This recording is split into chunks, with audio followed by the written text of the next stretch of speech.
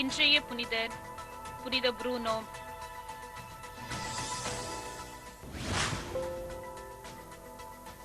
Bruno reams மறைமாவட்டத்தின் தலைமை செயலராக செயல்பட்டார். மறைமாவட்டத்தின் அன்றாட பணிகளை கவனிப்பதும் அதனை நேர் செய்வதும் இவருடைய பணி வரையறைக்கு உட்பட்டதாகும். ஆயராக பொறுப்பேற்கும்படி திருத்தந்தை அழைத்த போது தனது விருப்பத்தை கூறிய புரூனோ இறை அனுபவம் பெற்று ஒரு சில துறவிகளுடன் தனிமையில் வாழ்ந்து வந்த புனித ராபர்ட்டிடம் சென்றார். தங்களுக்கென சிறிய வீடு ஒன்றை அமைத்தனர். தனிமை விரும்பிகளாக மாறினர். எந்நேரமும் ஜெபத்தில் தங்களை ஈடுபடுத்தினர். ஏழ்மையாக வாழ்ந்தனர்.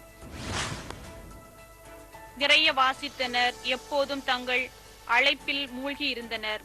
இவ்வாறு கர்த்தூசியன் சபை உருவானது. இந்நிலையில் 1088ஆம் ஆண்டு புரூனோவின் மாணவர் யூட்டஸ் இரண்டாம் அர்பன் என்ற பெயரில் திருத்தந்தையானார். தமக்கு முன்னிருந்த திருத்தந்தை 7ஆம் கிரகோரி ஆரம்பித்த சீர்திருத்தத்தை தொடர்ந்து செய்தார்.